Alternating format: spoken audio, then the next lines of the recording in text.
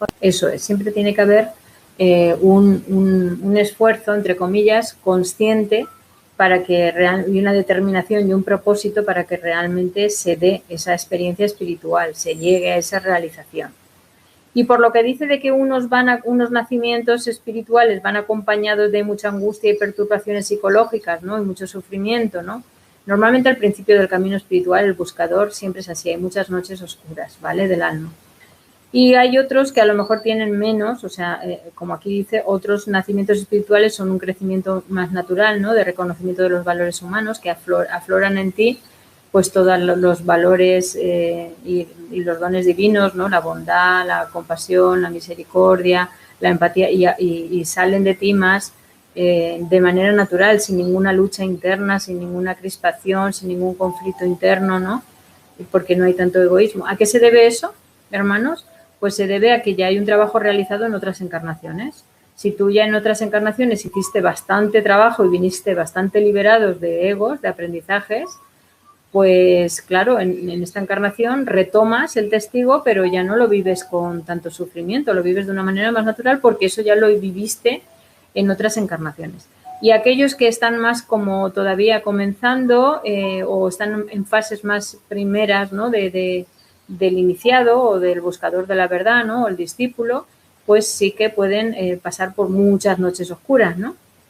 Pero bueno, todo es perfecto y sabéis que todo está dentro de un plan perfecto para el alma, para que es lo mejor para su despertar, hacerlo de una manera o de otra. Al final lo importante es que lleguemos a esa felicidad, porque todo eso al final es para ser más felices, hermanos. O sea que, y a veces nos resistimos al camino espiritual y el ego se resiste y pone muchas trabas, nos pone muchas trabas para seguir, pero al final es para ser felices, porque es que de todas maneras, si con la mente inferior, con los egos, no éramos felices y estábamos siempre en la discordia, en sentirnos con baja autoestima o otros con soberbia, o el sentirnos que no podemos hacer esto, que no valemos para nada, o sentir el abandono, la soledad, la miseria, la pobreza interior, ¿no? O sea, el vacío. No éramos felices tampoco. Y soltar eso, mira que nos cuesta y nos cuesta. A veces cuando cuesta hacer el camino, esos son los conflictos psicológicos, ¿no? Porque cuesta abandonar, soltar la personalidad antigua que somos, esa que tampoco nos ha dado la felicidad. Entonces solamente es soltarla y unirte a lo que verdaderamente eres y vas a ser feliz.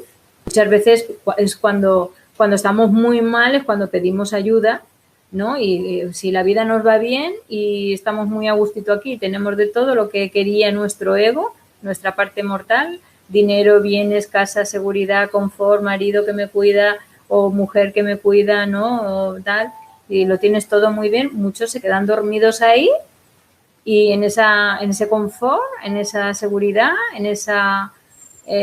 y no buscan lo que realmente es la vida y lo que realmente somos y no, quieren vivir esa vida así, los años que le toque, 80, 90 años y entonces muchas veces los conflictos o problemas que la vida nos trae son oportunidades de crecer, son oportunidades de que te preguntes quién eres y que hagas la evolución del alma, porque es que somos el alma, no somos un cuerpo encarnado que ha venido aquí a vivir 80 años y ya está, no solo somos eso.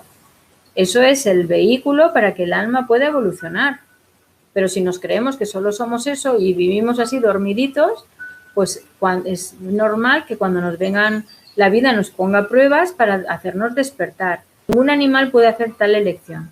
Esta decisión es humana y religiosa. Por eso decimos que el puente siempre es a través de la humanidad, de los humanos. El puente con lo divino es a través del ser humano. El reino animal está evolucionando mucho, pero todavía no puede hacer ese salto hacia lo divino. ¿Entendéis? Es divino, es Dios también, son Dios, los animalitos son partes de Dios.